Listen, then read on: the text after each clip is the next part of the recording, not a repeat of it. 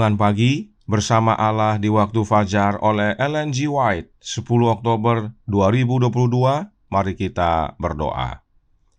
Bapa kami yang di sorga, Allah pencipta langit dan bumi, laut dan segala isinya, Allah yang maha besar, maha kuasa, sumber segalanya, yang kami sembah selalu melalui anak-Mu yang tunggal, Yesus Kristus. Terpujilah Yesus, anak Allah yang maha tinggi, yang adalah penebus, penolong, penghibur, pengantara kami.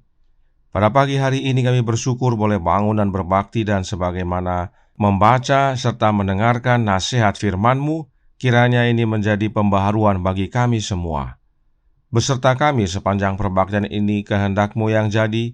Ampun kami akan dosa dan salah, karena kami berdoa hanya dalam nama anak Allah yang tunggal, Yesus Kristus, yang adalah Tuhan dan Juru Selamat kami. Amin. Renungan hari ini akan dibacakan oleh Ibu Oktolina Siregar. Kepada Ibu Lina, kami persilahkan. Terima kasih. Selamat pagi Bapak dan Ibu saudara-saudari yang terkasih dalam nama Tuhan Yesus Kristus. Bacaan renungan pagi kita pada hari ini tanggal 10 Oktober tahun 2022 berjudul Semangat yang Tulus. Ayat inti terdapat di dalam Mazmur 126 ayat yang ke-6, firman Tuhan. Orang yang berjalan maju dengan menangis sambil menabur benih, pasti pulang dengan sorak-sorai sambil membawa berkas-berkasnya. Lakukanlah yang terbaik, dan Allah akan menerima usaha Anda. Lakukanlah tugas yang terdekat pada Anda, dan jalankanlah dengan jujur. Dan pekerjaan Anda akan sepenuhnya berterima kepada Tuhan. Jika Anda berhasrat melakukan perkara besar, jangan lupakan tugas-tugas yang terkecil. Dikutip dari buku Amanat kepada Orang Muda halaman 116.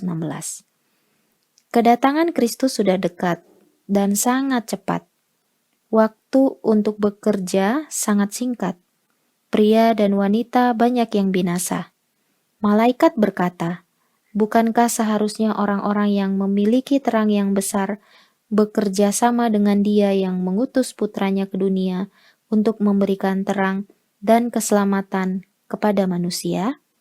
Akankah orang-orang yang telah menerima pengetahuan tentang kebenaran baris demi baris, ajaran demi ajaran, di sini sedikit dan di sana sedikit, menunjukkan hanya sedikit penghargaan kepadanya yang datang ke dunia, sehingga kuasa ilahinya dapat menjadi warisan dari setiap jiwa yang percaya?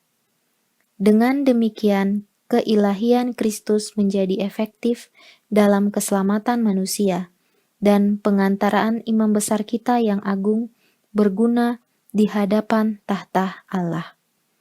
Rencana itu dibuat di surga. Apakah mereka telah dibeli dengan harga seperti itu gagal menghargai keselamatan yang besar? Dikutip dari buku Testimonis jilid 9 halaman 105. Para misionaris harus memasuki ladang pekerjaan sebelum mereka diminta untuk menghentikan pekerjaannya. Sekarang ada pintu-pintu yang terbuka di setiap sudut. Mereka tidak bisa menunggu menyelesaikan pelatihan sampai bertahun-tahun, karena tahun-tahun yang ada di hadapan kita tidak banyak, dan kita perlu bekerja sementara masih siang. Dikutip dari buku Dasar-Dasar Pendidikan halaman 379. Demikianlah bacaan renungan pagi kita pada hari ini. Terima kasih, Tuhan Yesus memberkati. Terima kasih atas penata layanan Ibu Lina. Tuhan Yesus memberkati. Selamat pagi saudaraku dalam Tuhan. Beberapa hari terakhir ini kita menerima nasihat untuk bekerja bersama Allah dengan rela hati, dengan segenap hati, dan hari ini dengan semangat yang tulus. Bekerja untuk apa? Untuk keselamatan jiwa-jiwa, sebab Yesus datang segera dan waktu sangat singkat. Itu sebabnya malaikat bertanya kepada kita dalam Bersama Allah di waktu fajar, halaman 307 paragraf 2. Bukankah seharusnya orang-orang yang memiliki terang yang besar bekerja sama dengan Dia yang mengutus putranya ke dunia untuk memberikan terang dan keselamatan kepada manusia? Siapakah orang-orang yang memiliki terang yang besar itu? Kita semua. Kita adalah orang-orang yang telah menerima pengetahuan tentang kebenaran, baris demi baris, ajaran demi ajaran, di sini sedikit dan di sana sedikit. Kitalah yang seharusnya bekerja dengan giat untuk menjangkau jiwa-jiwa yang dalam kegelapan. Roh Nubuat menasihatkan dalam Testimonies for the Church volume 9, halaman 105 paragraf 2. Tuhan tidak dapat memuji orang-orang yang mengaku saleh, mengaku percaya akan kedatangan Kristus yang segera, meninggalkan kota-kota tanpa mengingatkan tentang penghakiman yang akan segera menimpa negeri itu. Mereka yang melakukan ini akan diadili karena kelalaiannya. Melihat tanda-tanda zaman, banyak yang percaya Yesus datang segera, dan untuk itu mereka segera meninggalkan kota dan hidup di desa. Namun jangan lupa, meski sudah keluar dari kota, tetapi ada tugas untuk mengamarkan umat-umat yang berada di kota bahwa Yesus datang segera. Jika tidak, maka mereka yang hanya keluar dari kota tapi tidak mengamarkan kota akan diadili karena lalai. Ini nasihat penting bagi yang sudah tinggal di desa, dan nasihat juga bagi yang masih di kota, agar mulai mengamarkan, sebab jika tidak akan dianggap lalai juga. Masih dalam paragraf yang sama, Roh Nubuat melanjutkan dalam halaman 105 paragraf 2. Kristus memberikan hidupnya yang berharga untuk menyelamatkan jiwa-jiwa yang binasa dalam dosa-dosa mereka. Akankah kita menolak untuk melakukan pekerjaan yang ditugaskan kepada kita? Menolak untuk bekerja sama dengan Allah dan agen surgawi? Ada ribuan orang yang melakukan ini, yang gagal menjadi satu dengan Kristus, gagal membiarkan pengorbanan besar Kristus bersinar dalam hidup, dalam kasih karunia yang menyelamatkan, yang mengungkapkan kebenaran dalam pekerjaan kebenaran. Namun ini adalah pekerjaan yang diberikan kepada manusia melalui pengorbanan Anak Allah. Mengetahui hal ini, dapatkah kita tetap acuh tak acuh? Saya menghimbau saudara-saudara kita untuk bangun. Demi menjangkau jiwa-jiwa yang dalam kegelapan, Yesus rela berkorban bahkan mati di kayu salib. Dan melalui pengorbanan Kristus tersebut, ada bagian kita untuk menjangkau jiwa-jiwa, yaitu dengan bekerja sama dengan Yesus, bersatu dengan Dia. Sebab hanya dalam Yesus kita dapat bekerja dan berbuah. Yesus tidak minta kita untuk mengorbankan nyawa. Oh tidak, itu sudah Yesus lakukan dan cukup satu kali. Bagian kita adalah bersatu dengan Dia dan bekerja sama dengan Yesus untuk keselamatan jiwa-jiwa yang akan binasa. Lalu, bagaimana hubungannya dengan semangat yang tulus? Bagaimana kita bisa tulus dalam menjangkau jiwa-jiwa? Testimonies for the Church volume 9 halaman 106 paragraf 2 berkata, mari kita ingat bahwa profesi bukanlah apa-apa kecuali kita memiliki kebenaran di dalam hati. Kita membutuhkan kuasa Allah yang mempertobatkan untuk memegang kita agar kita dapat memahami kebutuhan dunia yang akan binasa. Siapakah kebenaran itu? Yesus Kristus. Karenanya penting bagi kita untuk memiliki Yesus Kristus dalam hati kita agar kita memahami kebutuhan dunia yang akan binasa ini. Karenanya kehadiran Kristus dalam hati kita yang memampukan kita untuk bekerja dengan semangat yang tulus, sebab Yesuslah yang pergi dan bekerja bersama kita.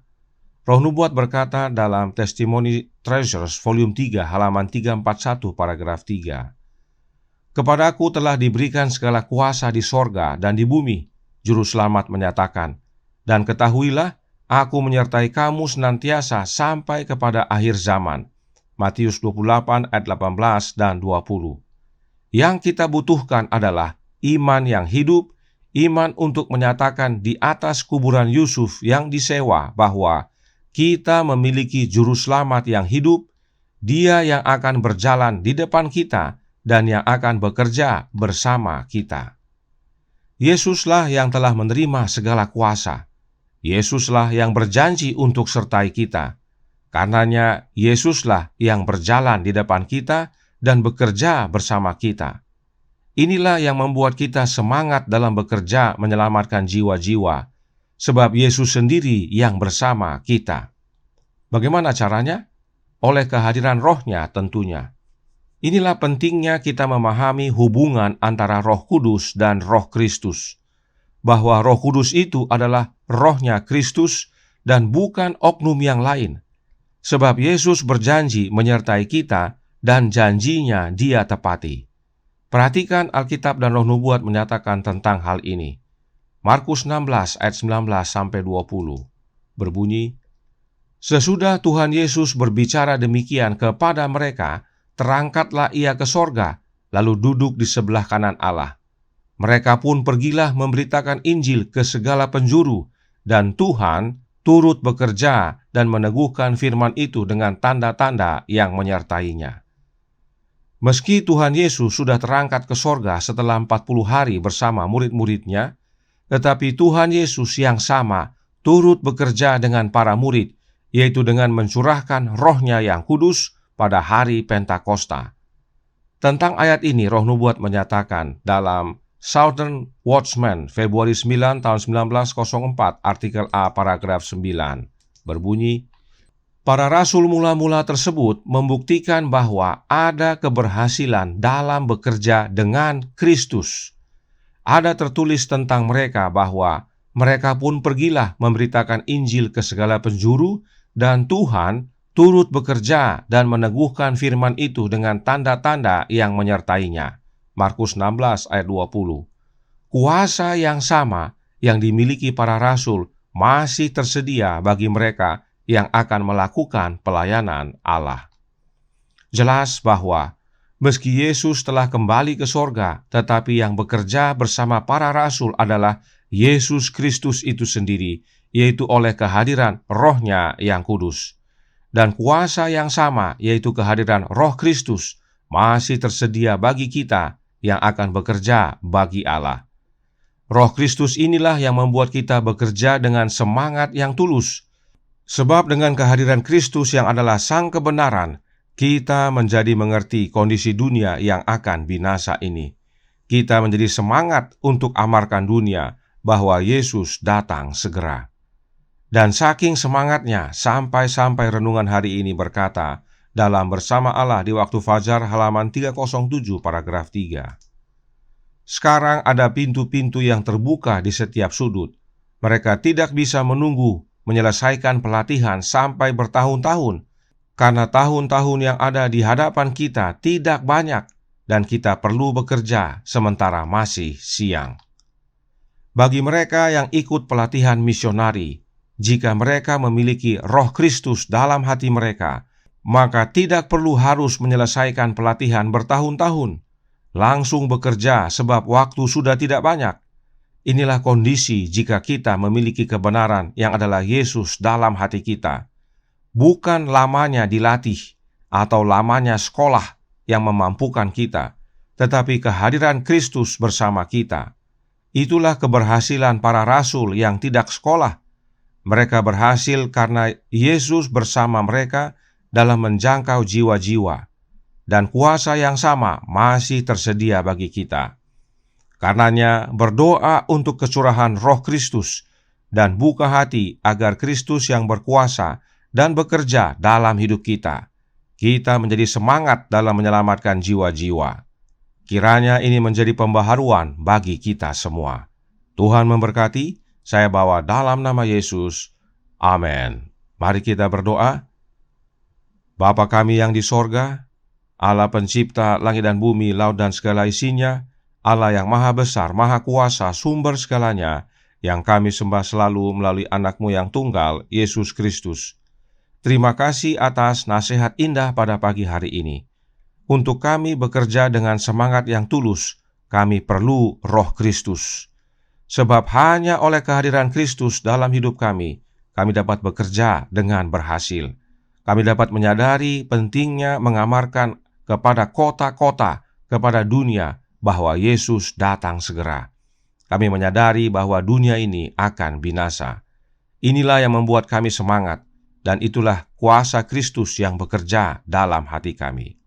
Karenanya tolong kami ya Bapa, curahkan roh anak-Mu dalam hati ini, tinggallah dalam hidup kami ya Yesus, mampukan kami untuk menjadi saksi-Mu yang penuh kuasa kepada dunia. Beserta kami sepanjang hari ini kehendak-Mu yang jadi, ampun kami akan dosa dan salah, karena kami berdoa hanya dalam nama Anak Allah yang tunggal, Yesus Kristus, yang adalah Tuhan dan Juru Selamat kami. Amin.